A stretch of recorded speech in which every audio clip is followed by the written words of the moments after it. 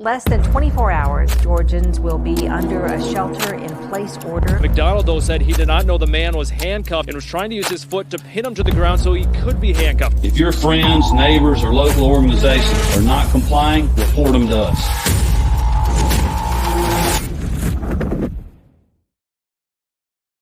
Howdy, everybody, and welcome to the Free Georgia Podcast. My name is Jake Green. Thank you for joining us today. I'm once again in Texas, not at my usual setup. So there's a baby monitor over this shoulder because my brother just had a baby, a crib behind me. So it's a little bit of a different setup this week. So apologies for that.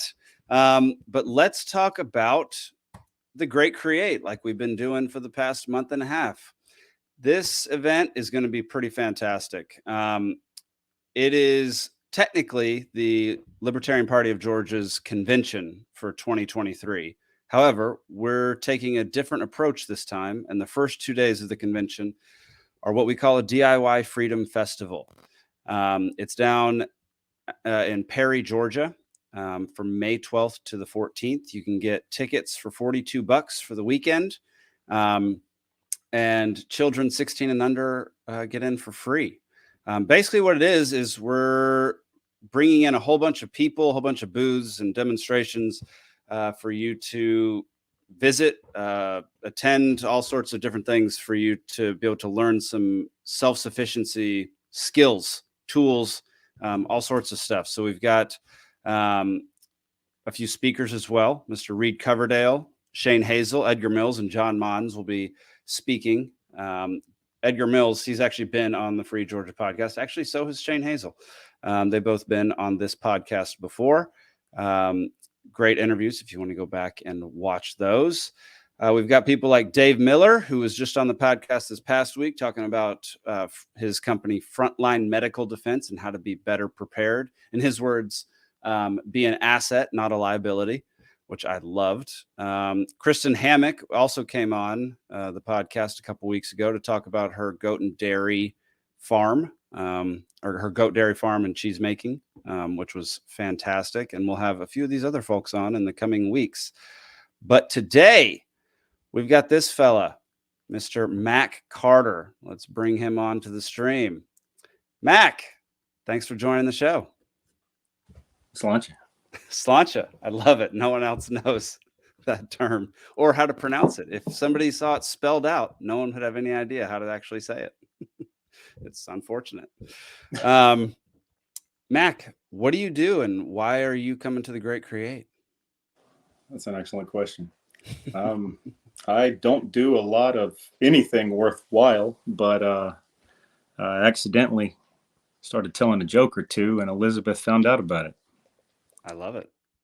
Just as a hobby, not a professional comedian, but I've done some stand-ups in my time and made the mistake in the past of mentioning it to Elizabeth over a meal out at a Waffle House because that's her stomping ground and where she likes to socialize. And it came back to bite me many months down the road.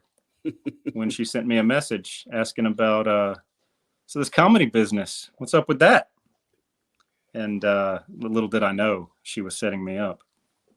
Yep. Not for failure. She does that. No, she does that. She very easily. She's very sweet about it, but she's setting you up, man. She did. So it was strange. So okay, well, I'll give you some backstory. Sweet. In a different lifetime, I was jet engine mechanic in the Air Force, and I was stationed at Barksdale Air Force Base in Bossier City. That's next to Shreveport, Louisiana. I used to play Bossier City in high school in basketball. Get out! Yeah, that's crazy. Basketball man over here. So how were they? We were a small private school. They beat us pretty heavily each time, but we wanted to get better. That with we were a small private school. You had to ease me into the failure. Yes. I have a story for you in a similar vein to that. Remind me about private school later. Okay. And I'll regale you with some missteps from my youth. So while stationed at Barksdale, it was very, very similar to home. Okay, so I'm from the Columbus, Georgia area. My grandfather did the World War II thing and was stationed at Fort Benning multiple times throughout his career and retired there. So my life kind of centered around the Columbus, Georgia area, right? That's the city that Fort Benning, soon to be Fort Moore, is cut out of. Much like Columbus and Phoenix City, Alabama, they're two cities right next to each other, divided just by a river. Columbus is located in the small of Georgia's back, if you're looking at the state. Being stationed at Barksdale was much like home because there was the military base in Bossier, but then right across the river was Shreveport. And it was a little flipped. While Phoenix City is a little podunk and hood here and Columbus is larger, there Bossier was kind of podunk and Shreveport was larger because the way the laws are there, they can do gambling. But the casinos have to be not on land, but on water. So they have like massive fake riverboats there that are actual giant casinos, like massive casinos. And, sin generates great profit. So it would the casinos would bring in tons of A-list acts, talent, whatever, real like popular bands, comedians, whatever. And because of that, the economy grew up, not necessarily the military, but the casinos.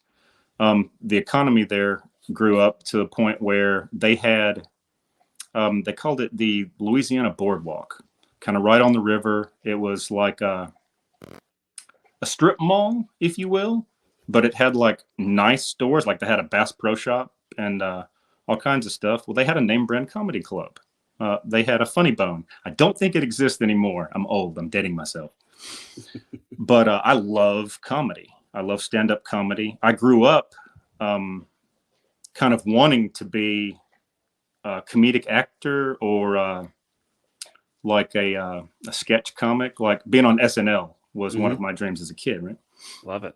So I would spend just tons of time at the comedy club, watching the comics, and they fucked around and they held an open mic, and your boy caught the bug. I would have won, but there was a foreign dude doing the foreign shtick, which people eat up with a spoon, and he was good. He was really good as well, but there was no competing with that. But I got my laughs. And I have yet to bomb. I'll probably bomb at the Great Create, but that's okay because every comic needs to, because that's how you grow. But it is what it is. I caught the bug, and it's like an addiction. Once you've been on the stage doing stand-up and you get those laughs, it is legitimately like an addiction. You crave more. And I've done only open mics now. I've done a handful since then. Here in the Columbus area, we have our own version of an open mic venue. It's called No Shame Theater. I think there are multiple No Shames around the country. But, the oldest, I don't know the actual tag. The theater nerds would kill me to hear that. But like one of the oldest theaters it is the oldest in the state. It may be damn near the oldest in the South, if not the nation, that's like continuously operating, is the Springer Opera House in Columbus. And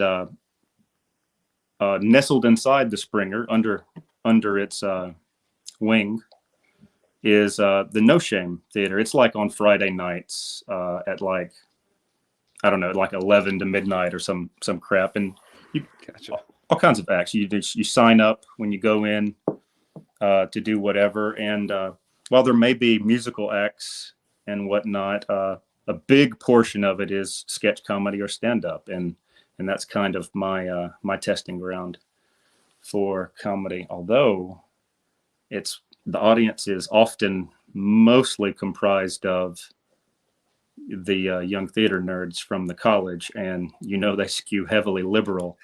So I figure the set I'm working on can actually not bomb with them. I'll be doing all right when I finally get to our crowd. Yeah, that's a good crowd to I guess, hone your skills, because if they don't like something, they're really going to let you know about it. I bear no malice in my heart, towards any group, except for gingers. And that's not true at all. My heart goes out to gingers. They're getting retconned from all media now. Towards the woke movement, gingers are the first to get gender flipped or race swapped. I'm finding out. Isn't that crazy? Like, they're already like the minorest of minority. Yeah. And the ginge is the group that's been targeted to like get swapped the most. It blew me away when I found that out. I only just learned that like last week. Interesting. Yeah, it's wild. Yeah. It's almost like the G in the LBGT stands for ginger. Damn, that's cold-blooded. Well, man, that's very interesting. So you started out in a small town, like doing comedy in a small town in near Louisiana. Like, what was it like? What were those crowds like compared to the crowds where you are now? Well, I only did comedy in Shreveport like a couple times before I got orders out of there to England. Most of my experience has been here in the Columbus area, and enough time has passed now that I don't even vividly remember exactly what my time performing in Shreveport was like. I've never performed sober yet. So, had a few shots of the whiskey before going on each time. What I do remember is the audience was well split, male to female, black to white. So, if you're pulling the general audience and it's not skewed towards any one demographic, you're doing okay. Some comics will have material like prepared for targeted audiences. I don't really. A lot of what I'm going to be performing at the Great Crate is going to be based on my my failed dating experience, because Perfect. A lot of material there, brother man. A lot of material, let me tell you. Well, that was going to be my next question. Like, aside from your failed dating life, where else do you draw your material from? Man, there's welts and welts of material. Like, you'd fill codexes with just that alone.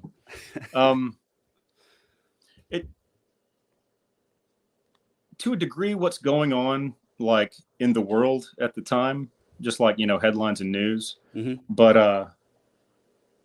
a lot of it is that relationship. Like, I'm currently single, so it would be like the dating scene. Mm-hmm. But in the past, it's been, whatever relationship I'm in at the time, which, let me tell you, your partners love that when you do that. They like, even when you change the names to protect the innocent. I say innocent. Let's be honest. Yeah. No, they hate that. That's ended at least one relationship, if not multiple. Yeah, I can imagine that wouldn't go over too well, especially if it was a surprise to them. Like, I know that I just watched Nate Bargatze's special on Amazon, and he had to get permission from his wife to say one of his jokes about what happened at, some relationship thing happened with them, and he had to get permission from her, and she granted it, so he was able to tell it, which was great. But I've definitely heard of people being not happy with their spouses for bringing stuff up on stage. Nate's a funny dude. I'm gonna have to check that out. Yeah, it's a good special. He's a different kind of comic, man. Like, he's one of those, like, similar to like Brian Regan and Jim Gaffigan, in that he's like super clean, like will not swear ever, period. It's very interesting. Keeps everything like crazy clean. Like, it's very like family friendly, but very profitable.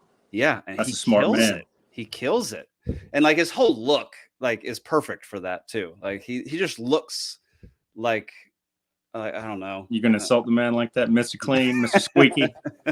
Yeah, totally. It's interesting, man.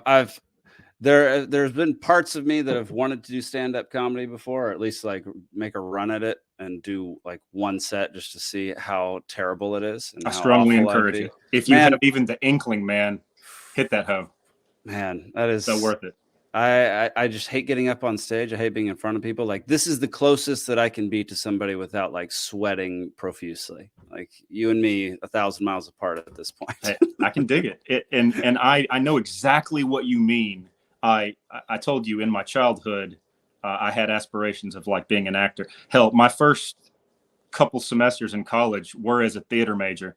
Wish I hadn't have just said that right now, but it's the truth. I gave that up once I realized, oh, no, wait. You have to trade your privacy and freedom if you're really going to make a go at this and whatnot. Right. I love comedy. I love stand-up, but I don't want to ever go pro and get huge. Like I would do like the circuit. But I wouldn't want to become an A-lister and get really popular to where, you know, like average cats would recognize you out on the street. I would be very happy to like land comedy writing gigs out of this here thing. Oh yeah. Because then you can like, you know, excise those demons and still maintain some privacy and possibly get paid for your trouble. Yeah. And writing is always a longer career than like being the center of attention, because that only lasts so long with most people, you know? So like being behind the scenes, you can have a much longer career. Like there are so many actors and comedic actors that transition to like directing because, you know, they've had their time in the spotlight. People don't think they're that funny anymore. And then they move on to writing. So, well, other than the not funny anymore part, that sounds like bliss to me, brother. Interesting, man. That's such a different road that you ended up on from wanting to be on SNL. Let me tell you. Okay. So, the reason that the SNL,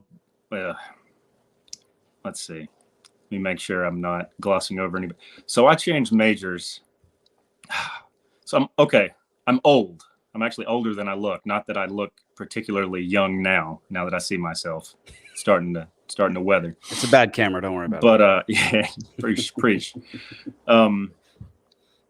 Back in the ye olden days of like 2000, 2001, whatever it was, I learned quickly that the theater department at my university wanted my free time outside of, you know, classes and like production rehearsal or whatever, but they were like trying to require X amount of hours per week in the scene shop, you know, like working on props, building sets, painting crap. And like, it was like tallying up, and the credits you got for it were like minuscule, like not even one whole credit. You get like 0.25% of a credit for all your free time. And I may or may not have gotten snagged by a college fraternity during that time. So you had like girls and booze and females, or you had the scene shop trying to take all my time. And I was like, hold on now. I'm not here on an athletic scholarship. You some bitches aren't about to get all my free time too. You like women, substances. I mean,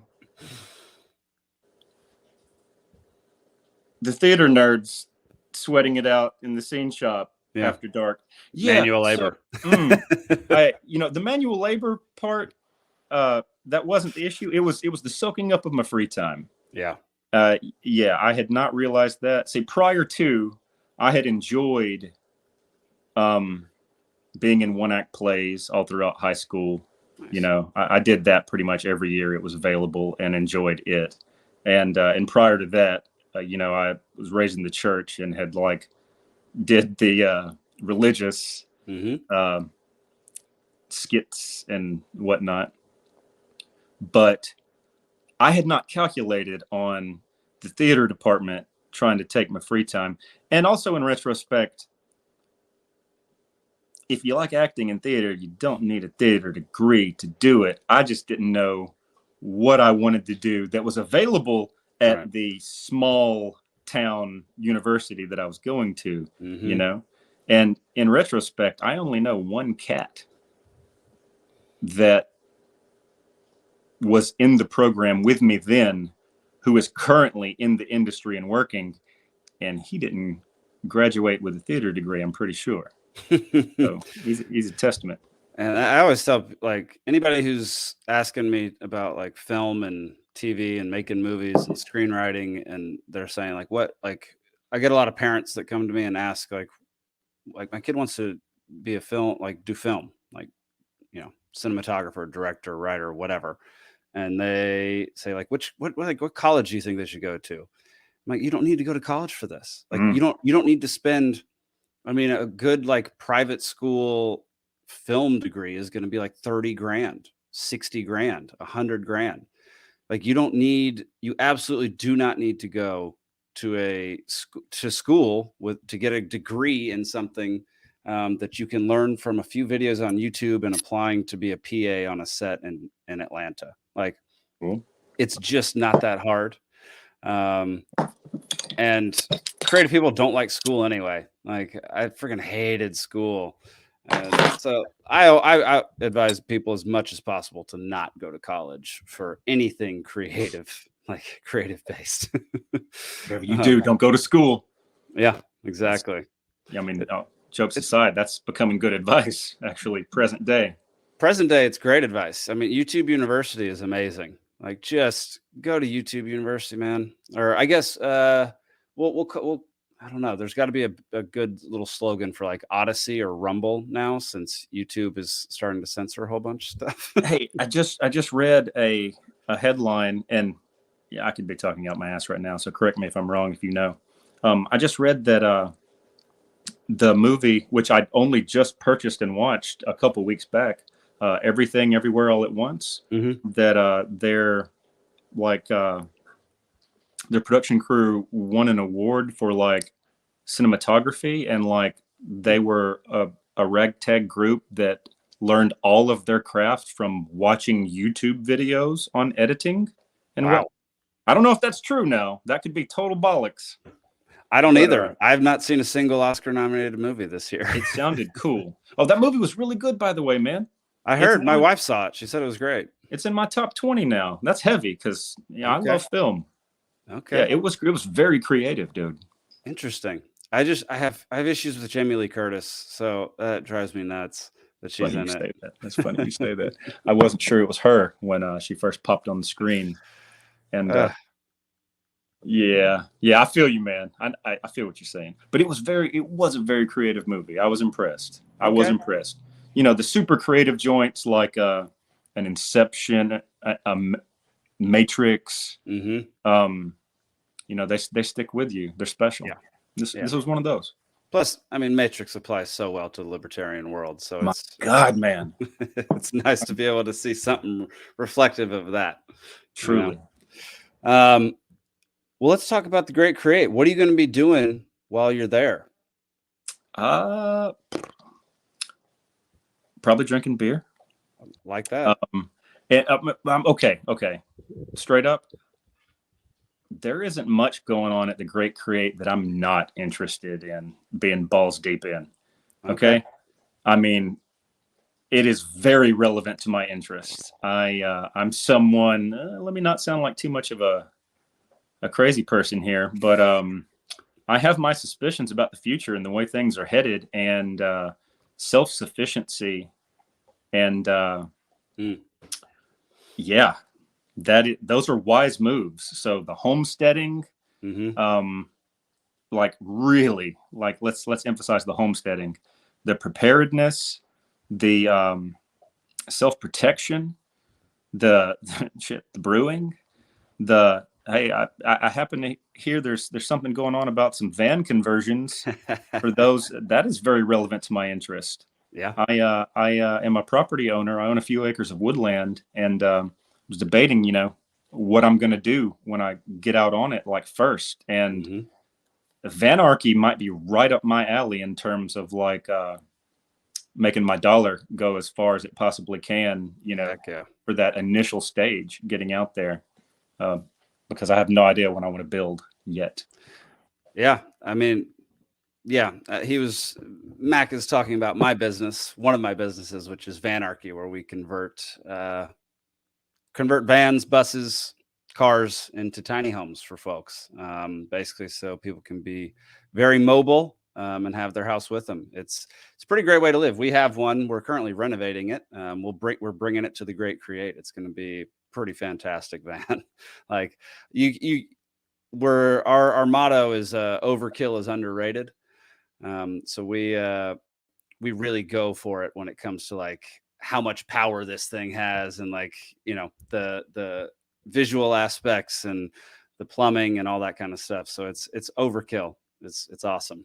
Hey, finish plugging that thing. Is there a YouTube for the company, a website? Not yet. We're getting a few more builds. We didn't film everything for the past few years, so we're getting a few more builds under our belt while filming extensively before we put up a website in YouTube. That way people don't go there and see one van repeatedly for, you know. Fair. So that'll come out in the next year or two. We're working with a guy who wants to have a mobile barber shop. So we're going to put two like old school 700-pound barber chairs in his van. And he's going to have, like, you know, the nice white and gold tile all on the floor and the walls, like nice sinks, mirrors, all that kind of stuff. So it should be pretty fun. That dude is a wise man, and is going to be filthy stinking rich soon. He's good too. He's I mean, my beard's a little crazy right now, but whenever I get a beard trim, he does that too. Haircuts by delivery, I'm here for it, bro. Yeah, I like that a lot. Oh, straight razor shave too, man. Straight razor shave that head is so, oh my gosh, it's amazing. All day. Yeah. Let's see. So you're obviously going to be performing at the Great Create. Is that correct? I'm down for it. You know, if I don't burn all my bridges before we get there, I'm definitely open to it. I'm preparing a set. It's hard to burn a bridge with Elizabeth Melton. Let's be real. She's awesome. I mean, I guess you can try if you want to. So my ADD got the best of me. Let's see. So yeah, I mentioned Inception before. I'm all kinds of deep stories within stories within stories that I'll trail off and never finish. I'll just forget. So Elizabeth Waffle House. So many of my stories go back and begin with Elizabeth Waffle House. So I don't know if she ever tries meeting you at Waffle House, but that's always her go-to whenever she's trying to talk to me. So I may or may not in the past have been a giant hermit and no good to anyone because I was overly paranoid about going out and about. Maybe because of activities I've been up to, you know, never wanting anyone to know my business. Or smell plant life on my threads. But I got past that. I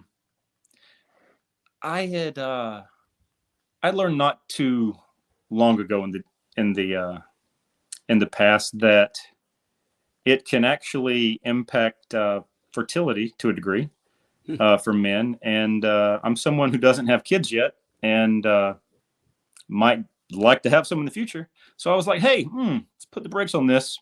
You know, might have some responsibilities to handle and don't want to come up short on that due to reasons I could have prevented.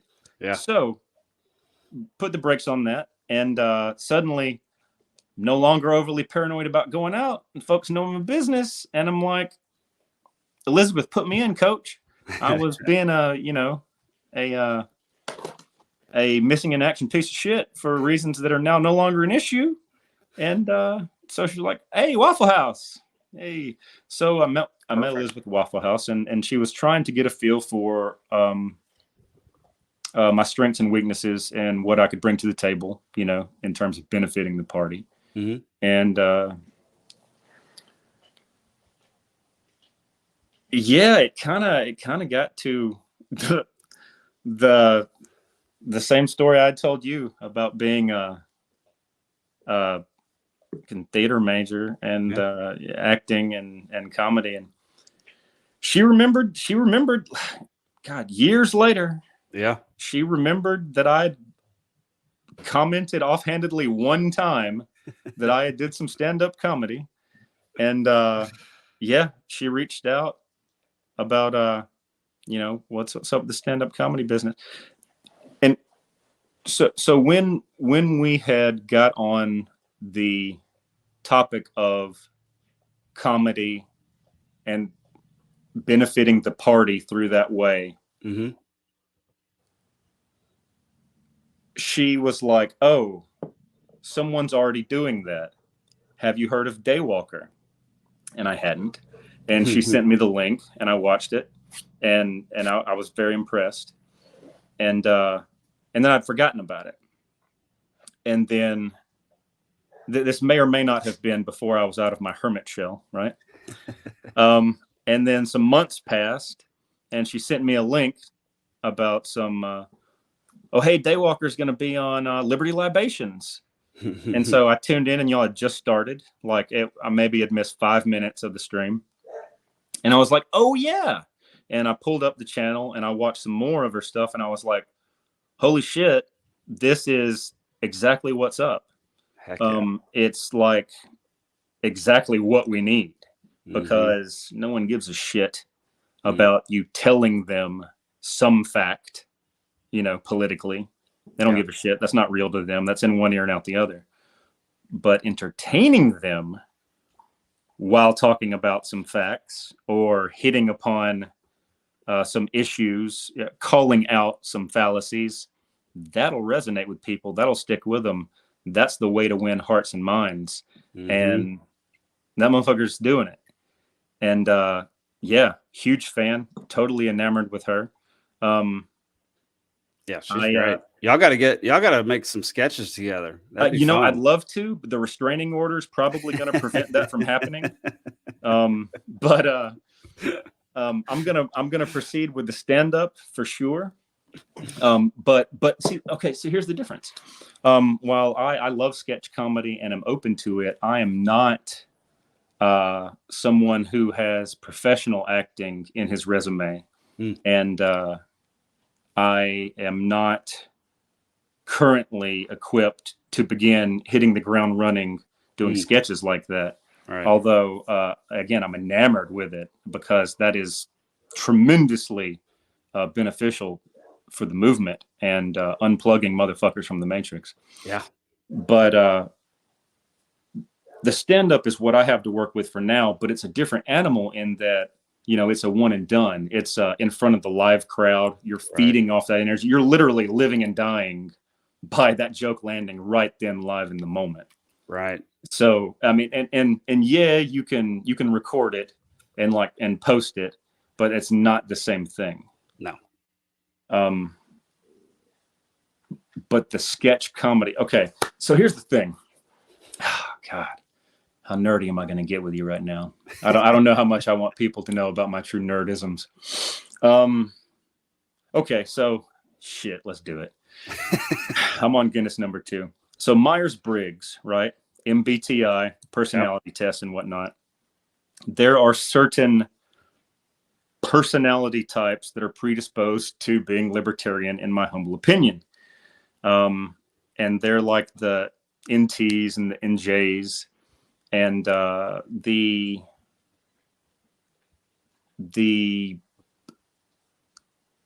fuckers that are cursed to be in their own heads and thinking about things. The critical thinkers.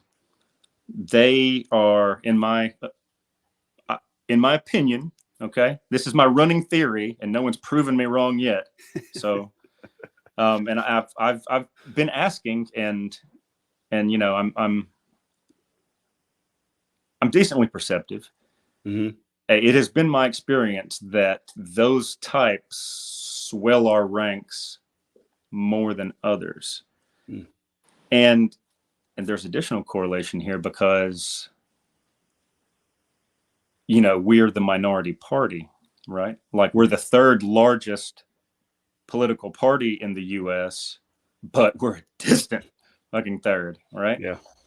And so in the party, those personality types, I believe, make up the brunt of our membership. Not all, not sole, okay? There are some cats that probably joined up because, they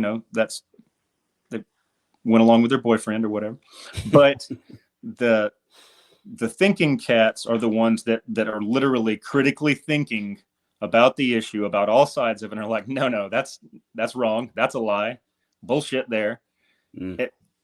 But the vast majority of folks aren't critical thinkers. They don't want to be experiencing any brain pain. They want to be told what's up. They want to listen to their talking head, whether that be on the left or the right. And that's what that is. So I think a big hurdle we have to get through is how to best reach those people, because so if my theory is correct, no one's proven me wrong yet, that those types swell our ranks. We have our own lens we're viewing everything through, which is completely different. Again, since these same NT and NJ types are the minority in the greater scheme of Myers-Briggs, like they're the extreme minority. The vast majority are the feelers. So they're not viewing things through the same lens. You just stating the fact, saying the bullshit or whatever, that doesn't resonate with them. They don't care about that. They automatically assume, since you're not with their tribe, that you're lying, because that's the quick and easy out for them. So how do you make them care? How do you get through to them? You fucking entertain them. Here we are now. Entertain us. I'm not trying to make this, a Daywalker kissing ass episode, but and her channel isn't solely reaching fuckers about liberty. We can cuss on this, right? Fuck. Heck yeah. I'll just put an explicit label on it and we'll be good to go. Man. I can't. But she is doing that in part, and that's massive. Truly, because we need, if we're going to gain further ground as a political party, we need those votes of those other types. And they're not, again, they don't have the same primary cognitive function as we do. So we have to figure out the best ways to reach them. And I believe that one of the most efficient means of doing so is via entertainment. And my favorite form of entertainment is comedy. I like this. I like it a lot. And I think you're right in that theory, because I think like what the Daily Wire has done, they grew their base starting out at like a news reporting and news analyst organization. And now they're making kids cartoons. They're making full-on movies. They're making shows. They're bringing on like celebrities who lean way, like who are, right. They inked the contract with my boy Jordan B. Peterson. I know, which is massive, kind of nuts. So yeah, we need, that's what we need to be doing, stuff like that. Right. Yes, exactly. Yeah, it's on my bookshelf back home. Hit him with the heat. There we go. It's why, like, I've talked about this on this podcast and Liberty Libations before. Like, we need to be making good content. It's not just enough to make content. Like, there's plenty of libertarian content out there that no one listens to because it's garbage and it's boring, and people will click through that thing in an instant. Like, people's attention spans. I remember I used to run a travel YouTube series on YouTube, obviously a travel YouTube series. And like, either somebody would watch it for the full length of the 5-minute video, or someone would click through after about 35 seconds. And so it was one or the other. There was like nobody's watching past 30 seconds unless they're going to watch the whole daggum thing. And so if you can't like get them in the first 30 seconds, say something good, have good production value, have all these things. It's what we're trying to do with all these podcasts that we're starting to create and all that kind of stuff. So I completely agree with you that like entertainment and showing people certain truths or certain ideas through a lens that isn't confrontational and that is more humorous and inviting is a pretty good way to change some minds and hearts. You mentioned confrontational. So at no point did I say that I'm not confrontational. Well, sometimes that's necessary too. My stand-up persona in the past has been that of an angry Southern preacher. That's how I come across. Dude, I'm looking forward to seeing you perform at the Great Create, and that's going to be awesome. I'm looking forward to hanging out with you. Mac, do you have anything? Do you have like anything you want to promote before we sign off here? It's been about 40 minutes. I think it's 40 minutes already? I think it's time to wrap it up, man. Oh, wow. So I have hit the awkward stage? It was awkward from the beginning, but I pushed through. Verily. I was going to ask you the inside the actor studio questions, but if you want to avoid that, I'll yeah, we'll avoid that. We'll save that for Liberty Libations episode. Okay. All right. I'm going to hold you to that, bro, because I've printed it out. Okay. Oh my god. Yeah. I wasn't playing, and I gave you warning too. You did give me a warning, but unfortunately, we've run out of time. You just want to ask me questions. Okay, fair enough. Oh man. Fair enough, bro. Well, Mac, thank you so much for joining us. I really appreciate you hopping on with me. I have nothing to promote. If cats want to follow me on Twitter, I'm at Mack Carter. Awesome. My YouTube is also at Mack Carter, although there's not shit there yet. Gotcha. But I enjoyed it, bro. I did too. And as we were saying at the beginning of the show, you can come see Mack Carter. And we didn't even talk about Adam Nutter, who's showing up at the Great Create. Yeah, I'm the opening act for Nutter. Heck yeah. Nutter's the man. He was on Liberty Libations a couple weeks ago, and that dude is freaking hysterical. I watched him perform in Virginia at a Mises event. Man, that dude's funny. I'm looking forward to it. Heck yeah. So make sure to get your tickets for the Great Create. Block out that weekend because it's going to be a darn good time. Myself and Mac will both be there, along with a whole bunch of other fun-loving and independent thinking people. So come out and join us May 12th through the 14th down in Perry, Georgia. So that's it for now. Mac, again, thank you so much for coming on the show. Really appreciate it, brother. My pleasure, bro. All right. We'll see y'all next time. Make sure you tune in next week to Free Georgia Podcast. This Thursday night is Liberty Libations with Cynthia McKinney. So it should be a pretty interesting show. We'll see you then.